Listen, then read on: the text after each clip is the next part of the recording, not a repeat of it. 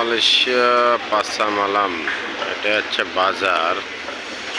এখানে গরুর মাংস, খাসির মাংস, কাঁচা বাজার থেকে সব কিছু A to Z পাওয়া যায়। বাংলাদেশের সিস্টেম লাইন, বাংলাদেশে ধরেন আপনারা সব কিছু আলাদা আলাদা পাওয়া যায়, কিন্তু এই জায়গাতে এক জায়গাতেই সব কিছুই পাওয়া যায়। এটা এই দেশের সিস্টেম আর কি। আমাদের বাংলাদেশের সিস্টেমের সাথে বনে না।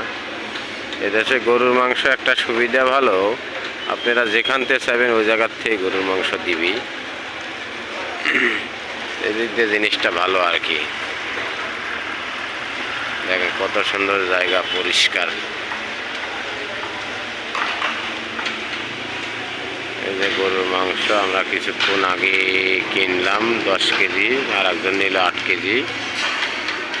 দেশে 38 টাকা, বাংলাদেশে আপনার গরুর মাংসের দাম পড়ছে কত, প্রায় 600 700, প্রায় 900 টাকার কাছাকাছি। যদি টাকা রেট হিসেব করতে যায় 900 টাকার কাছাকাছি 1 কেজি মাংসের দাম পড়ে। এই দেশে তো কেজি না, কিলো সিস্টেম আর কি, 1 কিলো আর কি।